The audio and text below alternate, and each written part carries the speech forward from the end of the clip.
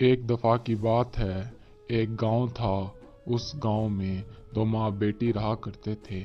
بیٹی اپنی ماں سے بہت تنگ تھی۔ وہ اپنی ماں کا گھر چھوڑ کر کہیں دوسرے گاؤں میں پہنچ گئی۔ وہاں پر اس نے ایک زمیں دار کو اپنی خوبصورتی کے جھانسے میں پھانس لیا اور اس کے ساتھ شادی رچا لی۔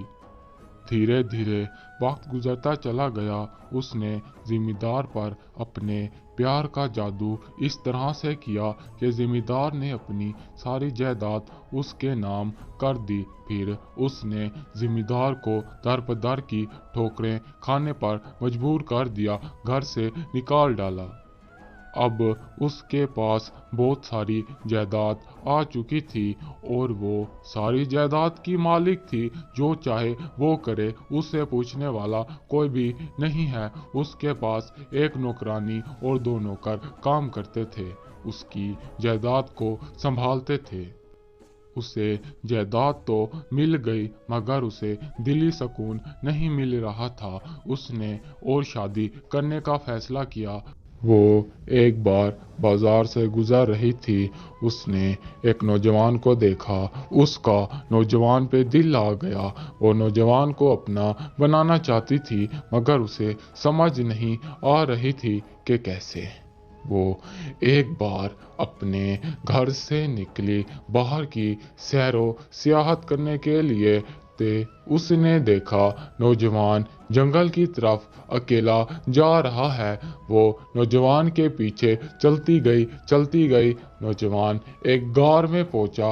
عورت بھی اس کے پیچھے آن پہنچی۔ جیسے ہی نوجوان نے اسے دیکھا تو بوکھلاہٹ کے مارے اسے اپنی باہوں میں دھر دبوچ لیا اور وہ نوجوان کے پیار میں پہلے سے پڑی ہوئی۔ اس نے نوجوان کو کس کے پکڑ لیا اور اپنی محبت کا اظہار کر دیا۔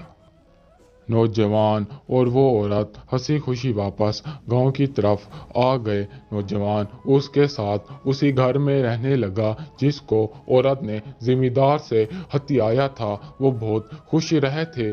دھیرے دھیرے وقت گزرتا جا رہا تھا۔ ایک بار فصلوں میں آگ لگ گئی۔ نوجوان نے اپنی جان پہ کھیل کر اس مال کو بچایا جو کٹا پڑا تھا اور بازار میں بکنے والا تھا۔ نوجوان کو تھوڑی سی چوٹ لگ پڑی تو وہ عورت بہت زیادہ پریشان ہو گئی۔ اس کی مرمت کرنے لگ گئی۔ اسے بٹھا کر اس کو پیار سے دیکھتی چلی گئی۔